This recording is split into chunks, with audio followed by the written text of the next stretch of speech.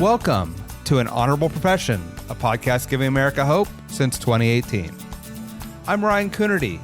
Along with Debbie Cox Bolton of the New Deal, I'm lucky enough to be your co-host.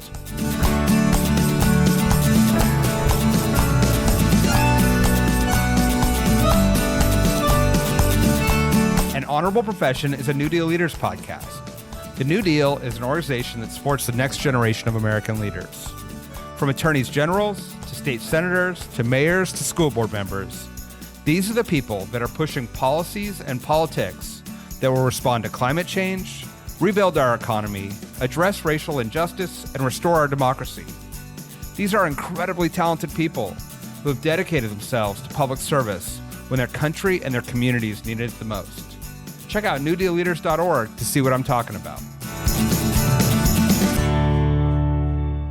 From the New Deal's annual conference in Washington, D.C., today I talked to Durham, North Carolina Mayor Leo Williams.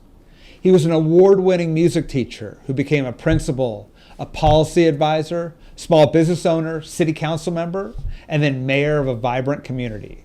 We talk about how his experience as a drum major in high school and college gave him the skills and attitude he needs to be a successful mayor today. We also talk about what it's like to try to lead when there are ICE raids in your community, causing kids not to want to go to school and people not wanting to go to work. We also talk about what it takes to have a vibrant community with small businesses flourishing and people feeling good about their community. He's a tremendous mayor, a natural leader, and I think you'll really enjoy our conversation today. Durham Mayor Leo Williams, welcome to An Honorable Profession. Pleasure to be here. We are live from the New Deal Conference. We all just gathered in Washington, D.C., share ideas, share experiences, try to create a path forward for change. First, I want to congratulate you on your recent reelection and a new term. And just why don't we start by telling us what's going on in Durham? Like right now? Right this instant. Day in the life of mayor. It is a pleasure to be here with you and to everyone out there that's watching and listening. I'm Mayor Leo Williams from the great city, the Bull City of Durham, North Carolina. And I have a lot of anxiety right now because 2 weeks ago, I won my reelection by close to 60% of the vote. I haven't had a chance to really let it sink in yet. I have not really had a down point, but the reason why I have anxiety is because I was invited to D.C. earlier this week to do an interview with Mayor Aftab out of Cincinnati about mayors delivering across this country during these turbulent times and what it's like serving as a mayor under the Trump administration. I get here, and the moment I arrive, the next morning Tuesday morning I'm doing the interview, and ICE descends to North Carolina, Border Patrol. And they're in Charlotte, and they're deploying Operation Charlotte's Web. And when you think about a web, you have the core, and then it goes out. So from Charlotte, they went to Durham, my city, Raleigh, Swansboro, North Carolina, which is the furthest point east. They went to Boone, North Carolina, Greensboro, Cary, Morrisville, and they sent strike teams everywhere. And my city is, they're wreaking havoc. And people are afraid. We had over 20,000 students not show up to school. We had, Wake County, we had thousands in Durham not show up to school. Small businesses closed. People not knowing their rights, their Fourth Amendment rights. We are a Fourth Amendment city. Fox News had a good time with that. So now I'm, organizing and leaving here and going home to organize a march with our public school children because they are afraid, but their peers are ready to stand up and stand out for them. And Durham is just remarkable, diverse city. Oh yeah. So it impacts so many communities within the city. Can you talk a little bit about the role of the mayor in these situations? This is a difficult situation. You don't have authority over the federal government, and you're trying to help. Yeah. So masks are illegal in North Carolina. You can't wear a mask in public spaces. The Border Patrol agents all wear masks, and they're coming in and they're wreaking havoc in the community. And the number one complaint that I get is, one, why did you let them come here? Two, why aren't you kicking them out? And three, why haven't you arrested them yet? And those are the expectations of the community. Well, let me give you the reality as the mayor. I call this the mayor's dance because you have to inspire people and give them hope and let them know you're with them, while also trying not to antagonize and poke the bear that Trump wants. He wants that fight. He wants the spectacle, and I won't give that to him. And then you have the detractors who are making it about them. Those folks that are saying, "Hey, where's the mayor? Why isn't he here? Why is he? He's on the news. He's making it about him. Oh, you should be out here. You should be sacrificing the most out of this. Because the people need to see that you can do this and do that." So you have all of that going on. You have the mayor's stance with that not. The reality is we're a deliberal state. We're not strong mayors. We're a manager-council form of government. Masks, yes, are illegal, but when there's a federal mandate, it supersedes state and local law. They have national jurisdiction. I cannot kick them out of my city. They don't even have to inform me that they are coming. And guess what? They did. I found out through the governor's office. So really, government is complex to understand. And when, the average person spends about 4 minutes a day, looking at politics, which is as a political, really? No wonder turnout is so low. It just, I have very little power. The biggest thing I can do, the most impactful thing is use a very big microphone to inspire hope and to inform people of what their rights are, while just ignoring the people who are trying to use this as a moment to make it about themselves and attack me as a person and speak directly to the most vulnerable communities, but without making it harder, bigger on their backs. Can you give folks a sense of sort of like you're going to go home, you're going to try to meet with vulnerable communities, you're going to try to be honest with them because you don't want to give them false hope, but you want to give them a sense of, as you said, hope and know their rights. Like, what's your next 24 hours look like? Oh, wow. So as soon as I get home, I will be meeting with a few nonprofit organizations and CMB, North Carolina. They have been, I can't even find words to explain and describe how impactful and amazing they've been to work with, and empowering them because they have the ability to organize and mobilize. They're tracking down the ICE agents. They're following them. They're blowing their horns. They're notifying neighbors. And we wouldn't do this if the Border Patrol was actually following their own law, their own rules. But they are not presenting any warrants. They are not, they are going into small businesses, without asking for permission, knowing that people just don't know their rights. They are just not be reading Miranda rights. They're just putting people in these trucks and kidnapping them and taking them away. That is the reality of it. So meeting with the nonprofit organizations that are boots on the ground, mobilizing people, to meeting with a few of our vulnerable communities that I want disclosed where they are.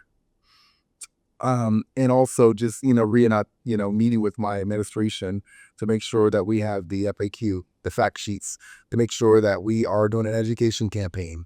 And right before this, we knew something was going to happen.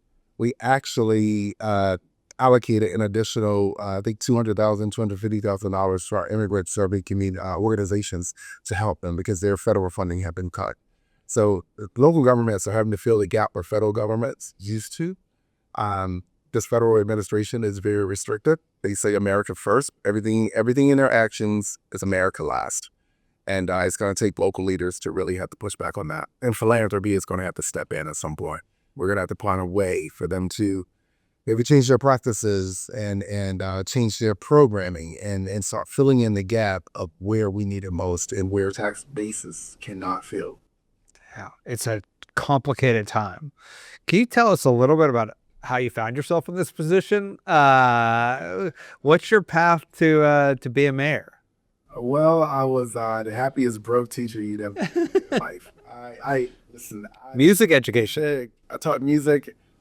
I wanted to be a music teacher in the 3rd grade, and I just, that's all I ever wanted to do, and I did it. I went to, was drum major in high school, drum major in college at North Carolina Central. Majored in music. I'm a classical tubist, jazz saxophonist, played trombone in big band, all around. And I started teaching music and was really good at it. never had to suspend a kid. Just amazing. I loved it.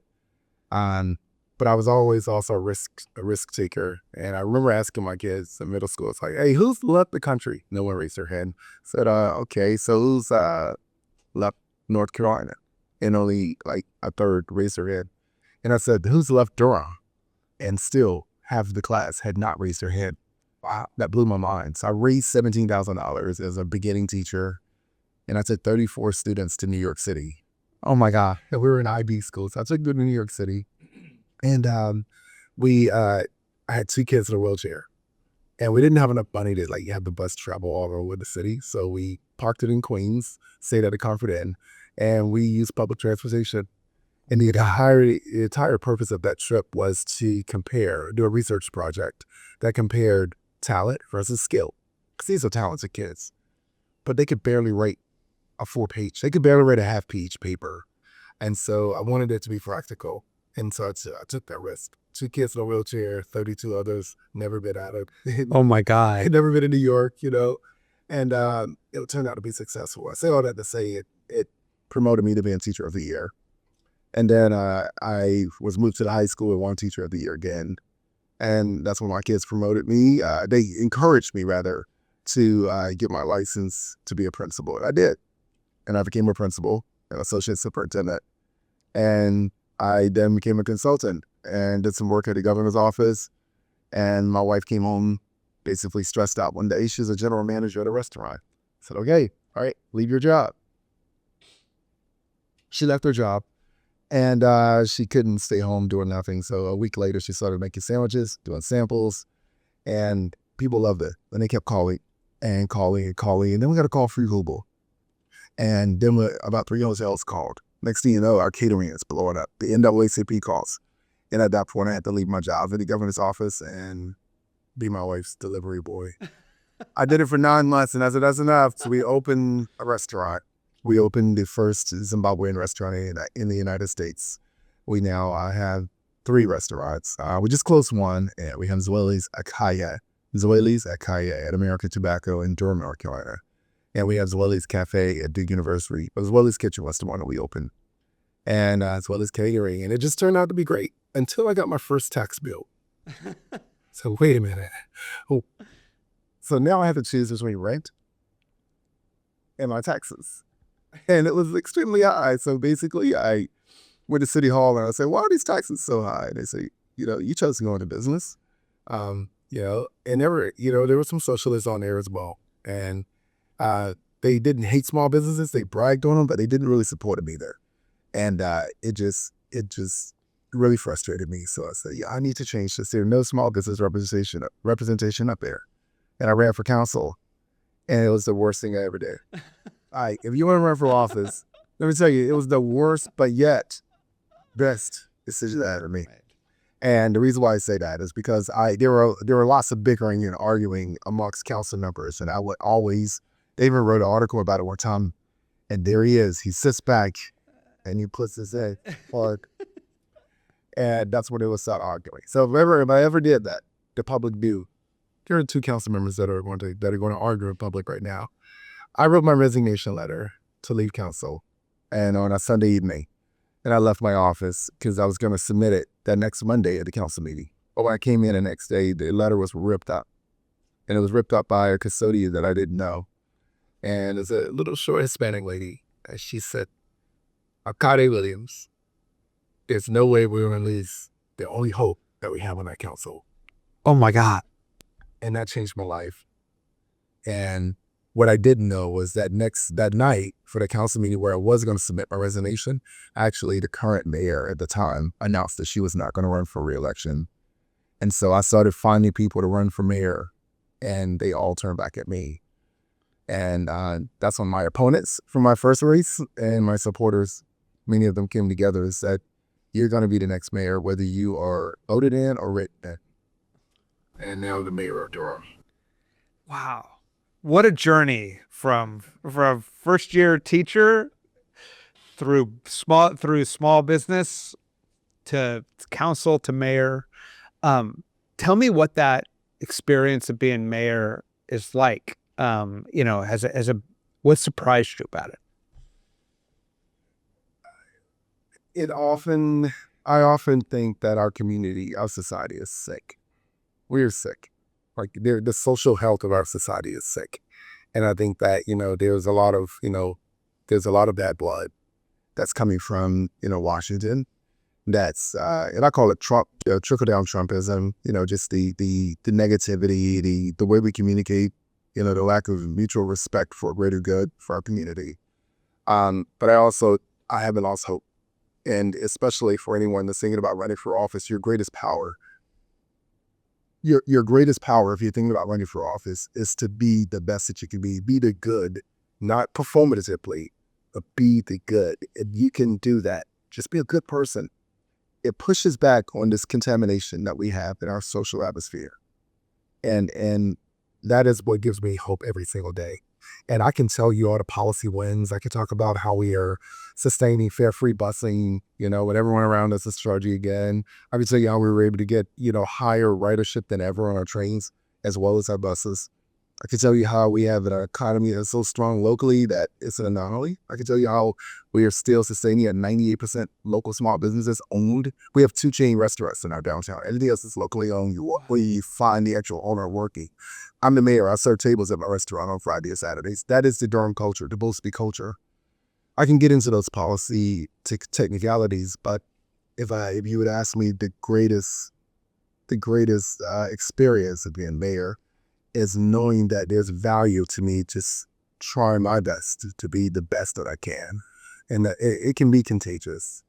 And you find others, through these distractors that are messaging me saying, oh, why is the mayor in Washington, talking to Congress about ICE when he should be here passing out food from mutual aid? I could respond to that, or I could just smile when I get a text saying, Mayor, my nanny, who was afraid to go home last night, she went home shaking, but she came back to work today. We told her not to. She came back to work, but she said, I saw the mayor's message, and it just gave me hope, and I know that I'm fine. I know I'm going to be okay in my city. That's more powerful than any technicality or any policy that you could even come up with. Yeah. I want to actually dive into that a little bit because I feel like Durham has this vibrancy. I'm all the way out in California. I know about Durham's vibrancy.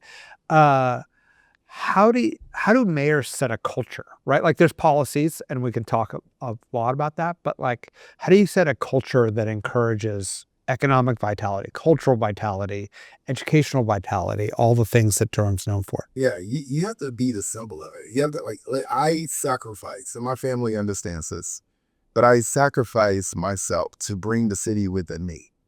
I say, Durham is dope. Well, of course, the older generation, like, how dare you say such a vulgar word? But my generation and the younger generation, it's like, my generation is like, oh my God, yeah, Durham is dope, which means it's cool. The younger generation is like, no, it's not. Durham is lit, or Durham is fire, it's like, yeah. We're not talking policy. We're talking pride, we're talking culture. And, I will, listen, we redid a sidewalk and I stood on the sidewalk and took a picture. I was like, my sidewalk is better than yours, Raleigh, It's like, it's not about the sidewalk. It's about, finding something to be proud about and giving something to the mass populace to be competitive about, It's like, so who has to clean our city? Let's do it. Let's take on this challenge. People all can relate to competitive nature. Sports, that's why we all love it. It's the one thing that still is not divided by political, ideology. That's because it's something that we all love and relate to, and I sort of channel that same energy. So you're not going to find anyone that's prouder of our city than me. You're not going to find anyone you're not going to find a cooler mayor. I know I'm cool because my constituents tell me I'm cool, Right. And so you just embrace everyone, and we are ugly, we're messy, we're beautiful, we're strong, we're all those things. So we are gritty, dirty Durham, and we take pride in it. Love that. I love that. I want to ask, based on your experience with the restaurant and then representing small business, I think Democrats, to some extent unfairly, but to some extent fairly, aren't seen as a party of small business. And what can we do to encourage more small business, more of the vitality it brings, the economic opportunity, wealth building it can bring? What do we need to do better as a party? Yeah, first of all, I think Republicans do a good job at performing their love for small businesses, whereas many Democrats, we practice, our love for small businesses. And I'm a practitioner. I know that small businesses not only, have a dynamic impact on our, local economy, but, we are curators of the culture. You can literally fill your passport in our city on your palate. And so you can find all types of food, and you can find the strangest clothing and how it's made. And you find small businesses that are little incubators and co-ops, and that's just who we are. And I think that we need to be proud about that. Republicans, you got called their bluff on some things, but we do need to be very prideful as Democrats about what we, not only stand for, but what we practice. Now, I will say that there tends to be, Congress has international focus. I think that it comes off a little tone deaf sometimes. Yep. And I stated yesterday in a session that at what point will Democrats in Congress sort of reimagine how our messaging is displayed and deployed? I do think it has to come from the bottom up. We're still trying to get on CNN, Fox, and MS Now. I think that you need to go to the local paper that no one knows about. Imagine if Hakeem Jeffries went to, the Ninth Street Journal in Durham or the Indie Week. No one across the country knows about the Indie Week. Yeah. But in Durham, it's the biggest publication, and in Durham is a 90% Democratic stronghold for North Carolina. We're the ones that deliver the governors in North Carolina. We turn out like literally 80-90% for the Democratic ticket. Imagine if the biggest name in politics went to the smallest name in media. So let's talk politics. North Carolina not only is a critical decision-making point for the people in your state, it actually decides the fate for the rest of the country and the world. How are things on the ground in terms of politics in North Carolina right now? In some instances, it's shameful with the redistricting. We are the legislatures have shifted so much power away from the governor. Actually, I think our state auditor is the most powerful council seat member now, because the elections have been moved under him. The Board of Elections reports to him. The legislature has redrawn maps to draw out District 1, which is Don Davis. It was nearly impossible for him to win currently. And now he is now, I would say, it's going to be probably 70% Republican. There's no way he's going to win as a Democrat. And it was already tough because he was trying to toe the line. And that made him look bad with Democrats.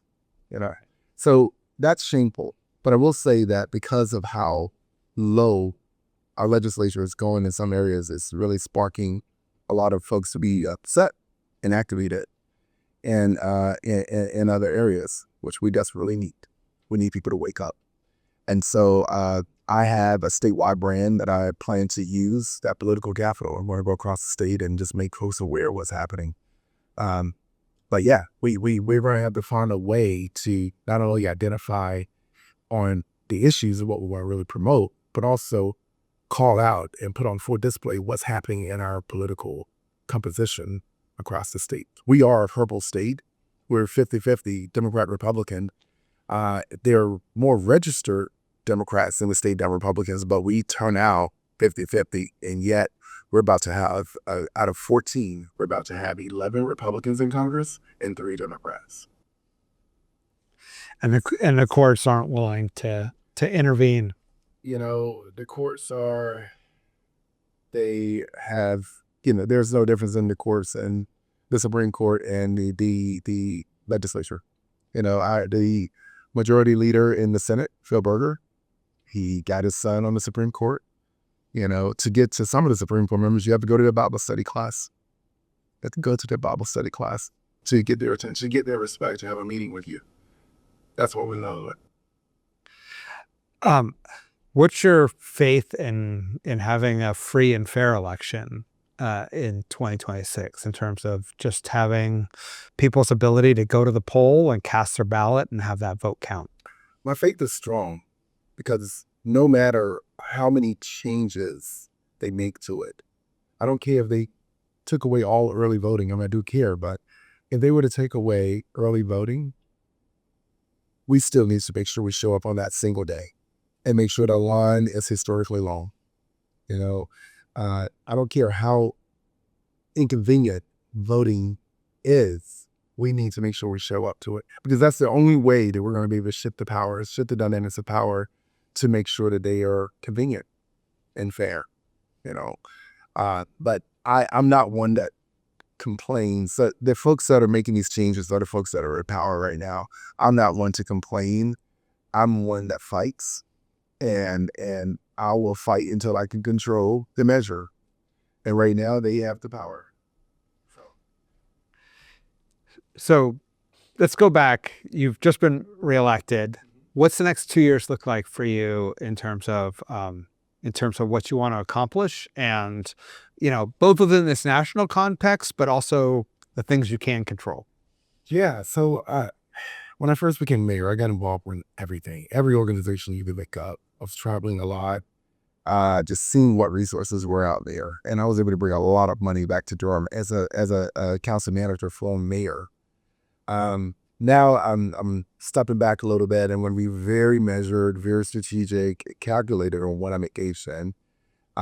So therefore, I'm focusing on a pretty significant housing plan, which would include a homeless strategy, reducing homeless strategy, a massive, public safety plan, which includes a pretty significant crime reduction strategy, and a pretty massive economic development plan that includes a rather diversified tax strategy, tax revenue stream strategy.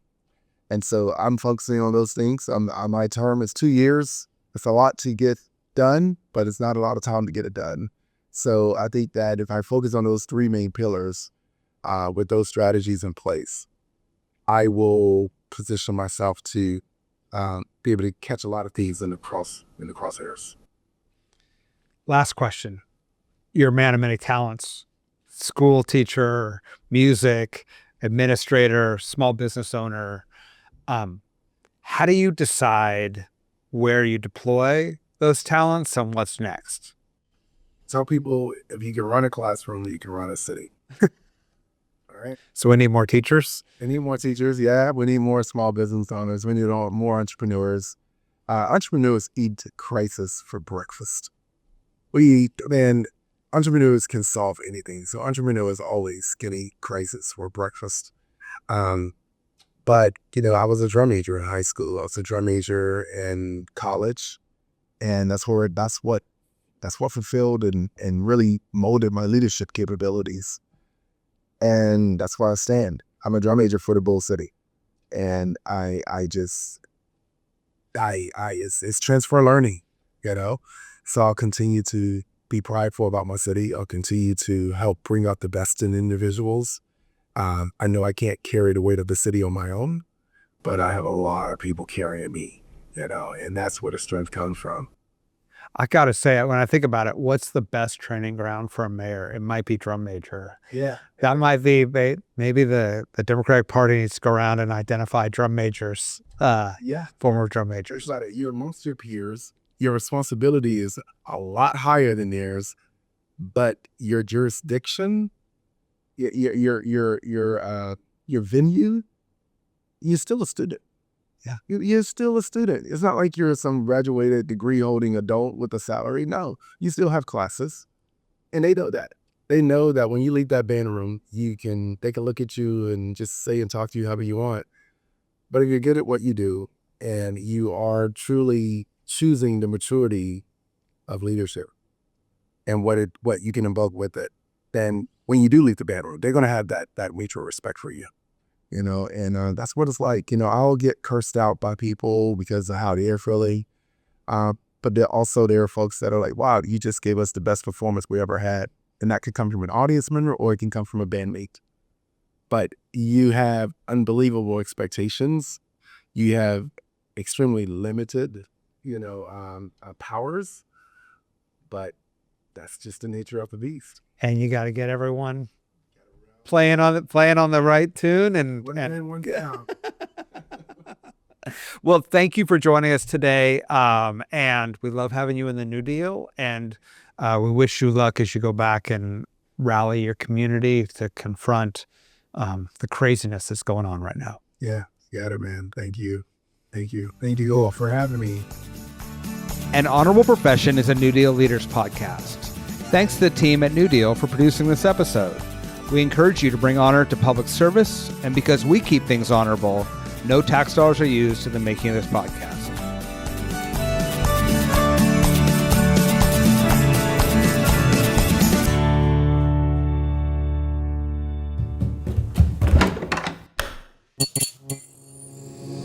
This podcast is part of the Democracy Group.